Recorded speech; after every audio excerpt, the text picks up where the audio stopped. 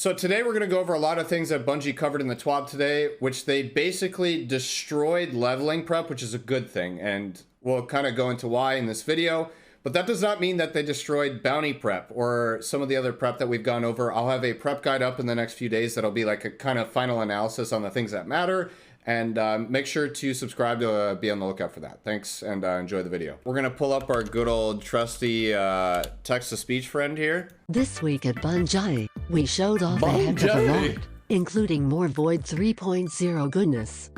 We're also setting some legendary campaign expectations alongside a special tribute to our heroes.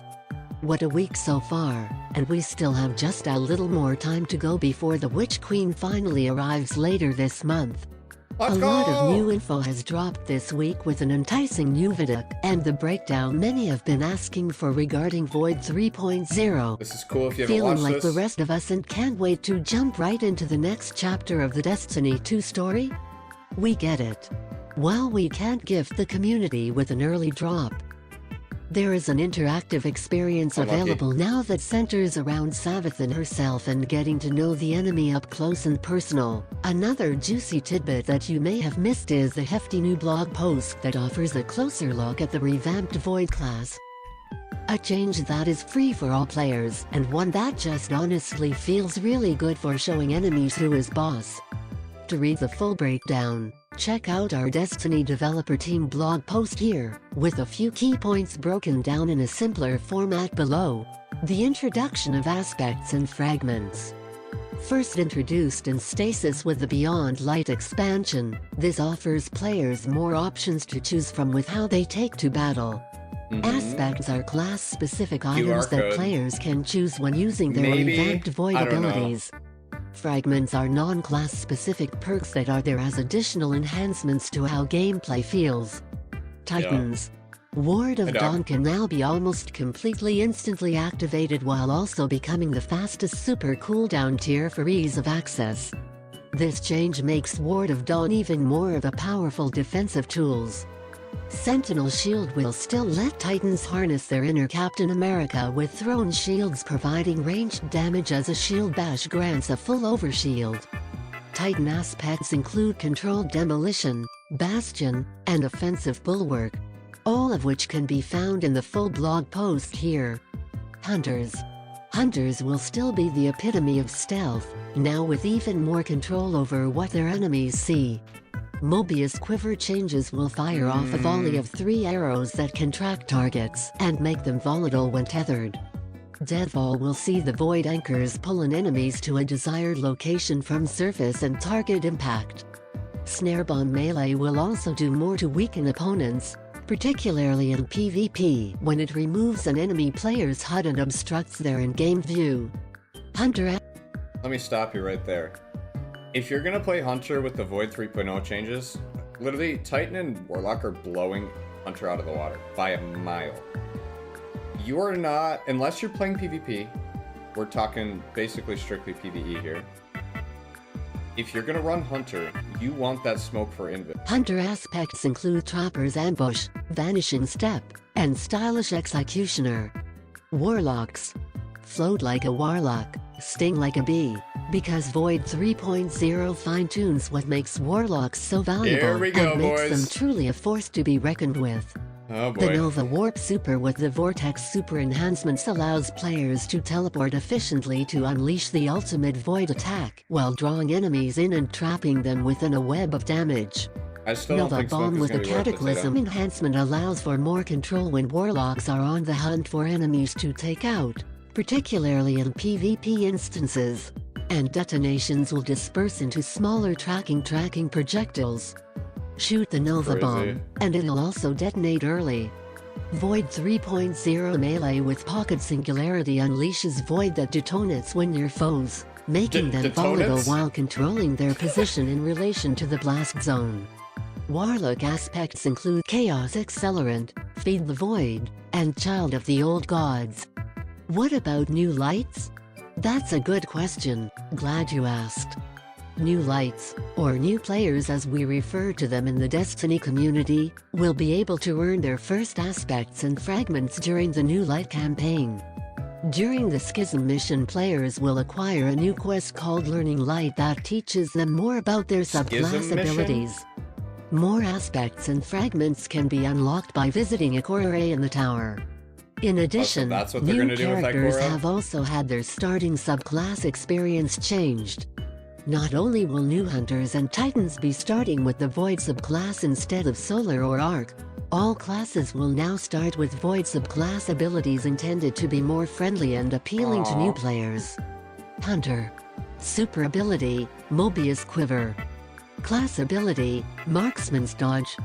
Movement ability, Triple Jump. Charged Melee, Snare Bomb. Void Grenade, Scatter Grenade. Titan. They're giving Hunter Super scatter ability, off the rip? Sentinel Shield. Class Interesting. ability, Towering Barricade. Movement ability, Catapult Lift. Charged Yeah, Melee, They're Shield Throw. learning. Void Grenade, Yes. Magnetic Grenade. Warlock. Super ability, Nova Bomb, Vortex. Class ability, Healing Rift. Movement ability, Burst Glide. Charged Melee, Pocket Singularity. Void Grenade, Vortex Grenade. There is a lot to look forward to in Void 3.0, and we I thought they can't would have wait to done see what Spike you here, think but wins it your looks like they front made and really good center in choices the for, like, action starters. yourself. To learn more, including more about fragments, the full blog post can be found right here to be Here devoured. it comes. Legendary campaign. IT really to be like that sometimes. Some Guardians have been asking for more of a challenge, so the team here at Bungie has created the new Legendary campaign mode that will arrive when the Witch Queen drops later this month. From reward drops to how it will differ on a base level, we wanted to dive just a little bit deeper into what this new challenging experience has to offer. To do just that, we've got design lead Matt McConnell offering some insight into some of the most frequently asked questions about the challenge ahead. What are the main rewards of completing sick. missions AT Legendary difficulty? We've got double chest rewards offering 1-3 extra chests per mission. Each chest will give you World Pool gear, XP, upgrade modules, and Glimmer. Legendary players will be able to earn Throne World armor and unlocks at a faster rate. Basically, Good. higher Good. the risk means Yes. higher the reward, Yes. especially when getting to the new power level soft cap and the Witch Queen. Are there any unique rewards for completing Yes. the story on Legendary difficulty? Completing all missions on Legendary will award players with the following. A new emblem exclusive to those who complete the campaign at Legendary difficulty. A triumph Yes. required for the newest title for Throne World. Okay, a set whatever. of gear 20 above the soft cap at 1520 power level. 8 upgrade modules. New Okay, let me pause real quick. I hate to interrupt. I'm so conflicted on this. Because you guys got to remember, soft cap starts at 1500. And 1500 to 1550, that's the big chunk of leveling we've been waiting a year and a half for. This pinnacle goes up to 1560, then you're done. And then the next season it'll be 1560 to 1570. We're back into that rhythm of like just no leveling almost. I really love this idea because it encourages players to do the harder difficulty and you get benefited for it. But I almost feel like it'll be too much. I think 1510 might have been the sweet spot here because I feel like the contest cap for the raid is probably going to be 1530. And after you finish the campaign, I want to grind the other stuff. But there's more info that like backs up why I say this in a second here. So 8 let's keep upgrade going. modules. New the Witch Queen exotic armor that typically is reserved for PED Law's sector drops. That's sweet. Exclusive Bungie rewards. More on that in the future. Whatever. Some players have been asking if this is a difficulty to be feared. How challenging is IT? To set difficulty expectations, the Legendary campaign is designed to be harder than a Legend Nightfall, though it is easier than a solo dungeon or running a Grandmaster Nightfall. Enemies are more So it's difficult not going to and be more that aggressive. hard. They also have higher damage resistance, eyes. are more of a challenge to stagger, and shield are stronger to unmatched damage types.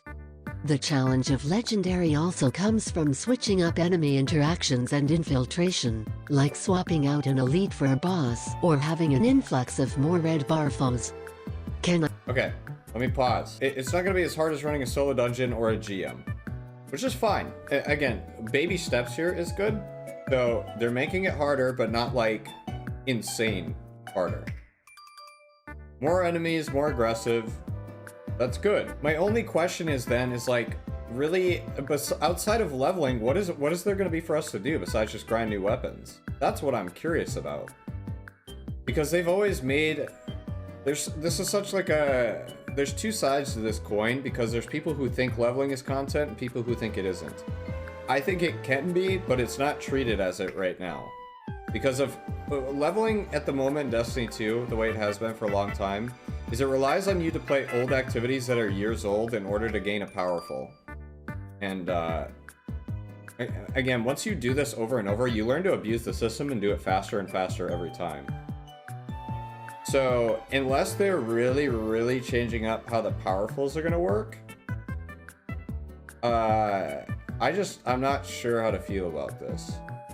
Because again, that's only a 30 power difference, and a 30 power leveling process to hard cap is not hard, and it doesn't take a lot of time. If this is your first time to Destiny, you probably don't understand a lot about the leveling, but one of the biggest issues with the leveling system is the comp playlist. Every single sub rank, you get a powerful drop.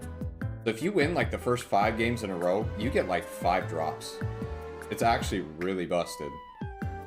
And then not only that, but when you win in comp, you also gain Valor, which is the ranking for quick play or whatever other game mode.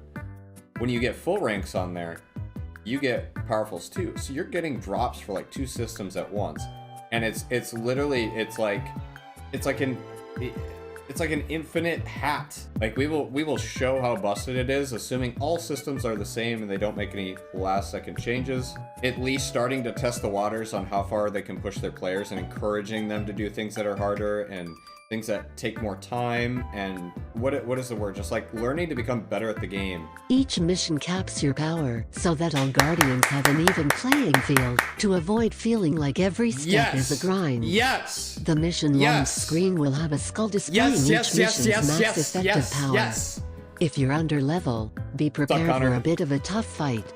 The mighty are forged in battle, but this is the part where I went from half chub to full chub, bro. Everybody who thought they were just gonna go to the moon and farm up to 1550 and then do the campaign, just get absolutely wrecked.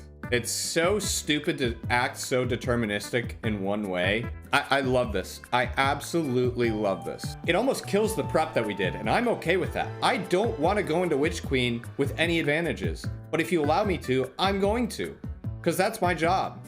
Is I want to get ready for the raid, and I want to teach people how to get ready for the raid in the least amount of effort possible. The scaling between power and fire team, one of the best changes they've made in years. Dude, I'm not even wearing a hat, but I tip my hat to you, Bungie. I don't know who made this change. I will make a tremendous shout out to the campaign lead, Andrew Hops. If he had anything to do with this, bro, I will kiss Hops on the lips, dude. I just hope the campaign is long enough for me to be satisfied. That's the only concern I have at this point. Like they literally, like all the holes that you could have poked in this system, they filled them. Even still, yes, it will be enough to keep even a veteran trio on their ornamented toes. We also didn't want to trivialize darkness encounters compared to solo play, so you're limited to 1 revive per player for each darkness zone, and a shared timer of 40 seconds before an automatic wipe happens. You actually are gonna have to use your brain cells in the campaign, but boys. You have got to stay close to your friends and be ready and able to pick them up when they fall. This is actually kind of huge. I did not ever see them doing this in a campaign. Every time you're in a darkness zone, I don't know if this refreshes from load zone to load zone or darkness zone to darkness zone. 1 revive per player in each darkness zone, shared timer of 40 seconds before you wipe. Like you might legitimately actually have to like, I kind of sound like an asshole saying it, but like you actually have to use your brain cells playing the campaign. Because before, you could literally just full send in. You could run in butt ass naked and just fucking kick that bitch down. And if you die, you just get picked up, you know? Like, will players be able to tone things down if Legendary is a bit too much for their playthrough? For those folks that find the difficulty of Legendary too overwhelming at first, there is an option to leave a mission and relaunch it through the classic Destiny 2 settings. Good. Some players will want to Good. focus more on the story than on sweat for that first run, and that's totally fine. On what? We want to support that. For those who want more of a challenge later, we've added nodes to replay an Either Witch Queen campaign mission on Classic or Legendary anytime, after you've beaten the mission once, of course. Basically, prepare to go ham, or don't. Am I missing the hyperlink to my Twitch channel here? These days, Yes, Destiny 2 literally has a fashion show, so I think we're long past the days of pretending Destiny isn't a massive flex of gear and those sweet dance moves. With more exotics on the way as we crush enemy hive ghosts with our bare hands, we wanted to give a little sneak peek at some of the new exotic armor that Guardians will be able to don and what sort of perks that come with them. It's all fun and games in the Destiny class war until somebody takes it seriously, so without further ado, let's dive into what goodies all three classes have in store with a little additional insight from the developer team. The Loreley Splendor Helm for Titans is more than just a pretty face. It has the cauterizing flame perk that allows for sunspots to heal players when they have Sun Warrior. Critically wounded? No big. The perk also ensures that a sunspot is created in your location to give you that one last fighting chance with that quick grenade and melee ability recharge and longer supers. Plus, more damage? Always a good thing. So do they just kill Phoenix Cradle? I really thought these new exotics were going to be centered towards Void since we were getting Void 3.0, but I was always kind of hesitant on Phoenix. The Titan's Hoar Frost Sea chess piece is also nothing to scoff at, though this one takes a chillier approach to combat for Stasis users with the Glacial Fortification perk. When a player uses Stasis, it allows for a Titan's Barricade to become an impressive wall of Stasis crystals. We knew about that These crystals will slow any target that gets too close, while also boosting a player and their fiery team's weapon reload speed, stability, and range. They really went balls deep with like the original really idea was to kind of replace barricades with just a single ice block. But Kevin and the Abilities team had some ideas and stuff lying around from Beyond Light for spawning crystals. To spice it up, we wanted to have it grant the new benefits of Rally Barricade, and then Yang suggested that the spawned objects could just be a Stasis version of a Rally Barricade window. But how long can they keep it up? That's my question. And the rest is history. Okay, Warlocks, you're up. First up, let's talk about dem legs, because Warlock mains have definitely been shouting out their love for the new Secant Filaments armor. With the Devouring Rift perk, these shiny walking sticks of power will grant a player Devour when they cast their Empowering Rift, allowing for damage from both allies and individual players the ability to disrupt foes, but in style. This started as what can we give Warlocks that would make Empowering Rift a more viable choice in Master Plus content? We figured the answer was how could they make it any more broken? It probably has to heal you, and eventually we settled on what we call the Devouring Rift Pants. Overload was added to increase excitement and expand the options players had to build for various champion-enabled content. It stuns overloads! Did hunters get shafted or what's going on This here? nifty look allows for cold snap grenades to have an additional charge that will recharge faster when it makes direct impact. Oh, the yes, they Seeker did. spawned from cold snap grenades also travels further too. Bonus. Since hunters had a Duskfield modifier, and Titans had something like a Glacier modifier, it felt natural to give Warlocks something for cold snap. Fun fact, the ground follow for this is so fast that we had a bug filed to change how it acquired targets. The issue? A grenade thrown near a combatant's feet could spawn a ground follow that traveled through and behind the enemy, then turn around to come directly back toward the Warlock by the time the VFX applied. It looked like the cold snaps were actively avoiding hitting targets and speeding directly away instead. Thankfully, that shouldn't be an issue at launch. Don't worry, hunters, I still have love for you despite the jokes.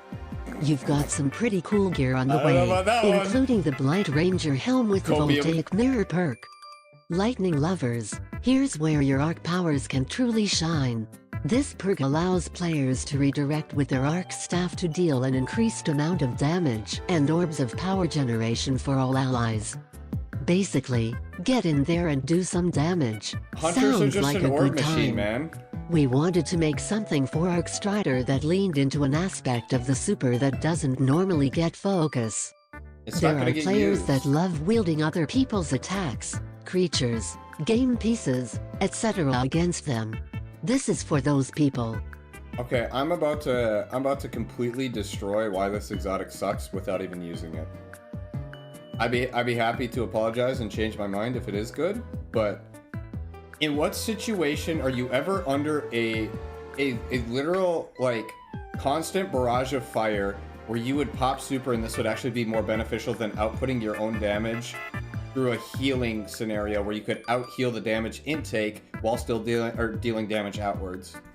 There are players that love wielding other people's attacks, creatures, game pieces, etc. against them. This is for those people. And PvP, lastly, maybe. hunters also have the Maybe. renewal grasps At to look most. forward to with the Depths of Duskfield perk. This gives Guardians a much larger radius for their Duskfield grenades, while also nerfing incoming damage for allies within the Duskfield's range. Any targets locked within that space will also deal out a reduced amount of damage, so go out there and make those hive cry. I could maybe Stasis see that hunters being now okay. have a sort of mini silence and damp squall that they can deploy with a grenade. This gives Revenants the Depends how good ability the to damage play a more resist is. team-focused role, or to play more of an area denial control game than they've been able to before. So This- hear me out on this. Possible utility here. So if the Duskfield has a bigger radius, bigger circumference, you could almost use it as like a one-way Titan bubble. Because you're taking less damage coming in, but you can still shoot out. Okay. Well, that's pretty much all the juice. Skip the Twitch bounty stuff. Oh, dude. Okay. Yeah, I totally forgot about this because I literally put it in my stream title. I can't believe they're doing this. On Witch Queen, Twitch gift sub bounty rewards will be updated. Players who are looking to obtain the 13th emblem should complete their Twitch gift sub bounty and claim their reward in-game before the scheduled downtime on February 21st. This one was only around for like 2 months. And I genuinely thought this was gonna be around for a while because people kept asking, they're like, oh, how long is this gonna be around for? I'm like, dude, you can literally get it whenever. Yeah, so if you guys are looking to do that, I should probably make like a TikTok on this and whatnot.